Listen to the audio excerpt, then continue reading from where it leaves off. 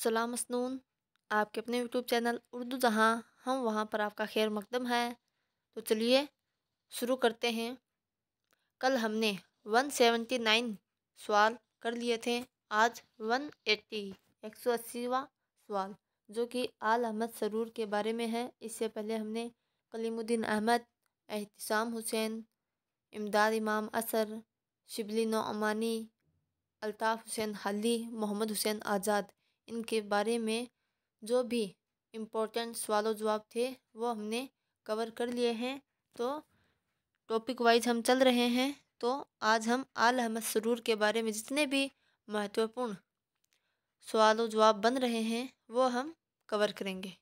तो देखिए पहला सवाल, आल अहमद सरूर की पैदाइश और वफ़ात से मुतालिक दुरुस्त जुमरा क्या होगा। यानी आल अहमद सरूर की पैदाइश कब हुई और वफ़ात कब हुई। तो कल जब हम कलीमुद्दीन अहमद के बारे में पढ़ रहे थे तो मैंने बताया था, उसमें एक सवाल आया था तो पैदाइश से मुतालिक कौन सा पहला है। तो उसमें मैंने बताया था कि आल अहमद सरूर की पैदाइश तो 1911 में हुई है, लेकिन वफ़ात वफ़ात 2002 में हुई है। तो 1911 ईस्वी में आल अहमद सरूर की पैदाइश हुई है और 2002 ईस्वी में वफ़ात। ठीक है, ऑप्शन नंबर 3 दुरुस्त हो जाएगा। अगला सवाल देखिए, आल अहमद सरूर की वफ़ात कहाँ हुई। तो आल अहमद सरूर की वफ़ात कहाँ हुई, अलीगढ़, बदायूं, दिल्ली या लखनऊ। तो आल अहमद सरूर की वफ़ात दिल्ली में हुई, दिल्ली में उनकी वफ़ात हुई थी। अगला सवाल देखिए, आल अहमद सरूर का इब्तिदाई तखल्लुस क्या था। तो उनका इब्तिदाई तखल्लुस अरसद था। ठीक है, मैंने तो ऐसे याद किया है कि आल अहमद सरूर। ठीक है, तो इसमें अहमद और आल अलिफ आ रहा है और अरसद में भी अलिफ आ रहा है। आल अहमद सरूर तो अरसद। ठीक है, ये इनका इब्तिदाई तखल्लुस था और आप अपने हिसाब से कैसे भी याद कर सकते हैं।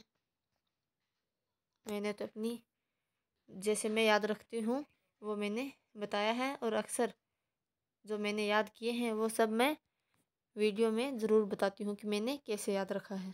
ठीक है, तो 183वां सवाल देखिए, आल अहमद सरूर का मजमुआ तनकीदी इशारे कब शाये हुआ। सबसे पहला इसी में देखिए कि तनकीदी जो इनका मजमुआ है तनकीदी इशारे, ये याद रखें कि ऐसे भी आ सकता है कि तनकीदी इशारे किसके मजमुआ का नाम है। तो आल अहमद सरूर के मजमुआ का क्या नाम है, तो तनकीदी इशारे। आल अहमद सरूर इशारे करते हैं। ठीक है, तो 183 इसमें पूछा कि कब शाये हुआ। तो 1922 में ये शाये हुआ और 1922 याद रखें, नियाज़ फ़तेहपुरी ने लखनऊ से निगार रिसाला भी निकाला था। ठीक है, शुरुआत हुई थी 1922 में निगार, किसने, निगार, नून आ रहा है और नियाज़ फ़तेहपुरी उसमें भी नून। तो निगार नियाज़ फ़तेहपुरी ने 1922 यानी नियाज़ फ़तेहपुरी जब 22 साल के थे तब उन्होंने निगार रिसाला कहाँ से निकाला, लखनऊ से निकाला। ठीक है, और आल अहमद सरूर का जो मजमुआ है तनकीदी इशारे ये कब शाये हुआ, तो 1922 में शाये हुआ। ठीक है, सवाल अगला सवाल देखिए, आल अहमद सरूर से मुतालिक तसानीफ़ का दुरुस्त जुमरा क्या होगा। यानी आल अहमद सरूर तो तनकीदी इशारे इनकी है लेकिन वीराने इनकी नहीं है, और जो को जनू है लेकिन अमली तनकीद कलीमुद्दीन अहमद की है। तो इसमें चौथा ऑप्शन दुरुस्त हो जाएगा। तनकीद क्या है, याद रखें, तनकीदी इशारे और तनकीद क्या है, और जो को जनू, ये आल अहमद सरूर की है। ठीक है, तनकीद क्या है और जो को जनू। अगला सवाल देखिए, आल अहमद सरूर को इकबाल सम्मान से कब नवाजा गया। यानी आल अहमद सरूर को इकबाल सम्मान कब मिला, तो उनको 2001 में मिला। ठीक है। अब अगला देखिए, आल अहमद सुरूर की तसानीफ़ का दुरुस्त जुमरा क्या होगा? तो दुरुस्त जुमरा होगा इनका ऑप्शन नंबर 2, पहले नज़र और नज़रिए, पहचान और परख और तनकीद क्या है। पहली बात तो ये याद रखें कि ये तीनों ही तसानीफ़ आल अहमद सरूर की है। नज़र और नज़रिए, पहचान और परख, तनकीद क्या है, इसके ऊपर हमने पढ़े थे ज़ौक़ जुनू और तनकीदी इशारे। तो याद रखना ये आल अहमद सरूर की है। एक और अहम बात कि पहचान और परख, ये तो आल अहमद सरूर की है, और एक है परख और पहचान, वो मोहम्मद हसन की है। ठीक है, उसमें हसन आखिर में नून आ रहा है, तो ये किताब भी पहचान परख आल अहमद सरूर की है, और परख और पहचान वो हसन की है, तो उसमें आखिर में नून आ जाता है, यानी ये आखिर में और ये पहले आ जाता है। तो ऐसे याद रखें, हसन में भी नून आ रहा है आखिर में, और परख और पहचान में भी नून, तो इससे कन्फ्यूज़न नहीं होगा। ठीक है, अगला सवाल देखिए, इनमें से कौन सी किताब आल अहमद सरूर की नहीं है? तो ज़ौक़ जुनू है, और दानिश्वर इकबाल भी है, और सलसबील भी है, लेकिन अब अभी अपने पढ़ा था वो पहचान और परख, उसमें पहचान पहले था, ये देखिए परख और पहचान है ये तो। ठीक है, और यहाँ पर देखिए पहचान और परख। ठीक है, तो पहचान और परख तो आल अहमद सरूर की है, लेकिन परख और पहचान मोहम्मद हसन की है।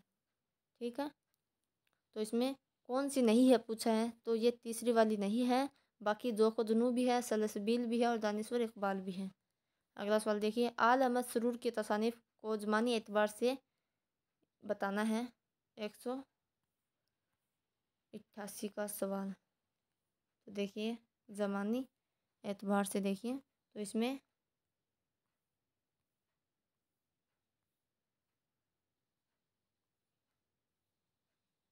पहला ऑप्शन दुरुस्त हो जाएगा।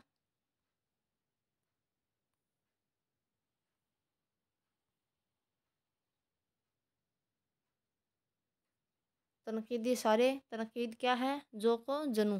ठीक है, तनकीदी इशारे, तनकीद क्या है, और ज़ौक़ जुनू, ये दुरुस्त हो जाएगा। अगला सवाल देखिए, आल अहमद सरूर तसनीफ़ की आल अहमद सरूर की तसनीफ़ की निशानदेही कीजिए। तो इनकी कौन सी इनकी तसनीफ़ है वो बताना है।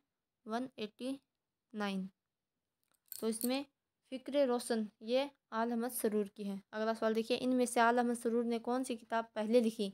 तो इन्होंने कौन सी किताब पहले लिखी? तो तनकीद क्या है, ये पहले लिखी। अगला सवाल देखिए, आल अहमद सरूर की तख्लीक ख्वाब खलस सनफ़ी एतबार से क्या है? ये भी याद रखें, ख्वाब और खलस ये आल अहमद सरूर की है। तो ये सनफ़ी एतबार से क्या है? या खुदनवीस है, तनकीदी मज़ामीन है, शेरी मजमूआ है, या खुतबा है? तो ये एक शेरी मजमूआ है, ख्वाब और खलस आल अहमद सरूर की। उर्दू तहरीक किसकी किताब का नाम है? तो उर्दू तहरीक आल अहमद सरूर की किताब का नाम है। आल अहमद सरूर की तसनीफ़ पहचान और परख सनफ़ी एतबार से क्या है? तो पहचान और परख सनफ़ी एतबार से तनकीदी मज़ामीन है, यानी पहचान और परख किसकी करते हैं? तो इसमें तनकीद का मादा है, इसलिए तनकीदी मज़ामीन है। मतन में अगर कुछ सरीहन गलत है तो उसको दुरुस्त करना क्या कहलाता है? क्या कहलाता है? वो कहलाता है तस्हीह। अगला सवाल देखिए, किसी मजमून या किताब का पहला मसौदा लिखना जेल में क्या कहलाता है? तो क्या कहलाता है? वो कहलाता है तस्वीद। ठीक है, 196 देखिए, तहकीक एक ऐसे तर्ज मुताले का नाम है जिसमें मौजूद मवाद के सही या गलत को बाज़ मुसलमात की रोशनी में परखा जाता है। तहकीक या तारीफ़ किसने की? तो किसने की? डॉक्टर सैयद अब्दुल्ला ने। अगला सवाल देखिए, जेल में किसको मतन नहीं कह सकते? तो किसको मतन नहीं कह सकते? हाफिजे में महफूज कलाम को मतन नहीं कह सकते। तहकीक के मुतालिक कौन सा बयान दुरुस्त नहीं है? तो कौन सा बयान दुरुस्त नहीं है? इसमें ऑप्शन नंबर 4 दुरुस्त नहीं है। किसी फ़न पारे की तयीन कदर का नाम है, ये दुरुस्त नहीं है। बाकी की ये तहकीक हकीकत की बाजियाफ्त का अमल है, दुरुस्त है। तहकीक किसी अमल को उसकी असली शक्ल में देखने का नाम है, दुरुस्त है। किसी नामालूम मुसन्निफ़ या नामालूम तसनीफ़ की दरियाफ्त का अमल तहकीक है। लेकिन किसी फ़न पारे की तयन कदर का नाम है, ये दुरुस्त नहीं है। तो ऑप्शन नंबर 4 दुरुस्त हो जाएगा। ठीक है। अगला सवाल देखिए, तहकीक के तरीक़े कार का मुसन्निफ़ कौन है? तो मुसन्निफ़ कौन है? इसका मुसन्निफ़ है शीन अख्तर। अगला सवाल देखिए, लफ्ज़ों की तब्दीली के ज़रिए किसी लफ्ज़ या अल्फाज की क़राअत को तब्दील करने का अमल क्या कहलाता है? तो क्या कहलाता है? वो कहलाता है तसहीफ़। अगला सवाल देखिए, एक हरफ की जगह दूसरा हरफ रखना, किसी शेर या नसरी जुमले की असल मतन में तब्दीली कर देना क्या कहलाता है? तो वो क्या कहलाता है? वो तहरीफ कहलाता है। जैसे पैरोडी, उसमें लफ्ज़ों के फेरबदल से ही वो पैरोडी बन जाती है। अगला सवाल देखिए, किसी अदीब की ज़िंदगी के अहम वाक़यात और तसानीफ़ को सन और तारीख़ वार दर्ज करना क्या कहलाता है? तो क्या कहलाता है? वो कहलाता है तौक़ीत। वह ब्याज जिसमें दूसरों की मुतफ़र्रिक़ नज़म व नसर की चीज़ें लिख ली गई हों, तो उसे क्या कहते हैं? उसे कहते हैं कशकोल। उनमें जमील ज़ालबी की तसनीफ़ का दुरुस्त जुमला क्या है? इसमें जमील ज़ालबी की बताना है तो मुआसिर अदब अदबी तहक़ीक़। डॉक्टर जमील ज़ालबी की पैदाइश किस शहर में हुई? तो जमील ज़ालबी किस शहर में पैदा हुए? अलीगढ़ में पैदा हुए। अगला सवाल है, डॉक्टर जमील ज़ालबी ने पीएचडी की डिग्री किस सन में हासिल की? तो डॉक्टर जमील ज़ालबी ने पीएचडी की डिग्री 1983 में हासिल की। अगला सवाल देखिए, डॉक्टर जमील ज़ालबी हाल ही से लेकर आज तक के तमाम उर्दू तनकीद निगारों में सबसे ज़्यादा अहम है। यह कौल किसका है? तो यह कौल है डॉक्टर अहसन फ़ारूकी का। ठीक है। तो डॉक्टर जमील ज़ालबी हाल ही से लेकर आज तक के तमाम उर्दू तनकीद निगारों में सबसे ज़्यादा अहम है। तो अगला सवाल देखिए, अदब और कल्चर नई तनकीद किसकी किताब है? तो अदब और कल्चर नई तनकीद ये किताब है जमील ज़ालबी की। ठीक है। अगला सवाल देखिए, डॉक्टर जमील ज़ालबी को डीएलएड की डिग्री किस किताब पर दी गई?